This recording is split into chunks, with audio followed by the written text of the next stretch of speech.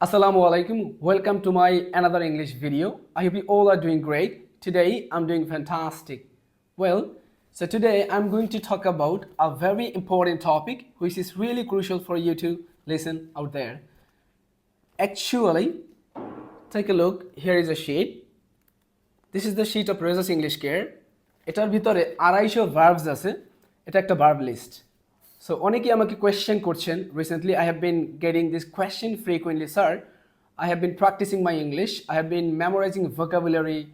I have been watching videos, but still I can't speak English. Where is my problem? How can I solve these issues? Actually, what you have to do, দেখেন এই 250 verbs অনেকেই neglect করে বা avoid করে, তারা 100% মুখস্থ করে না। I want to tell you something.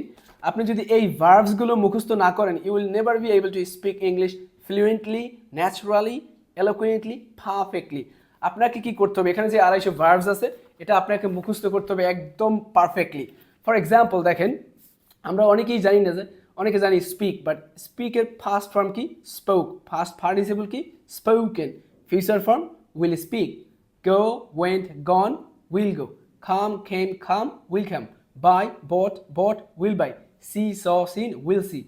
এখন আপনি যদি বলতে চান যে গতকালকে তোমাকে আমি পার্কে দেখেছিলাম, এখন আপনি জানেন সিওর তো দেখা, আপনি যদি স না জানেন কিভাবে বলবেন, রাইট? আপনি যদি বলেন I see you at the park yesterday, does it make sense?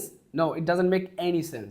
What you have to say here, I saw you at the park yesterday, or yesterday I saw you at the park.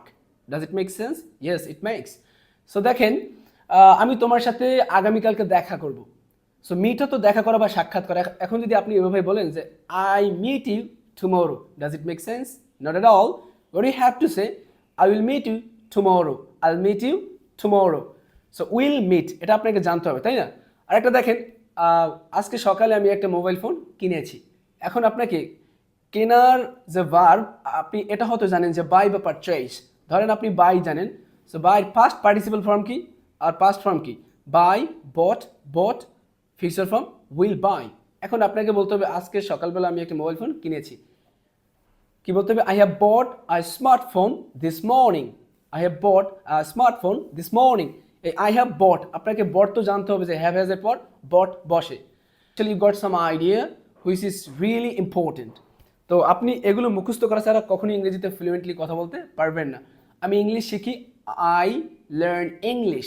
English শিখেছিলাম, I learn English. English শিখেছি, I have learn English. English শিখবো, I will learn English. আমি ইংলিশে কথা বলি, I speak English. আমি English বলি বা ইংলিশে কথা বলি। আমি ইংলিশে কথা বলেছিলাম।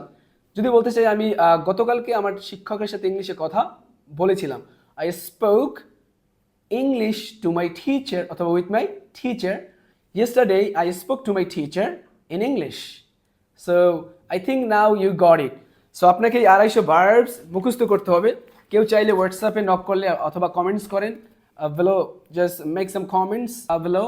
সো আমরা আপনাকে এই শিটটার পিডিএফ ফাইল দিয়ে দিব, অথবা যারা স্টুডেন্টস রেজাস ইংলিশ কেয়ারে ভর্তি হবেন আপনি তো পেয়েই যাবেন। So thanks for watching this video till the end. Stay fine, stay blessed, happy learning, আল্লাহ হাফেজ, see you with another English lesson. Till then, bye.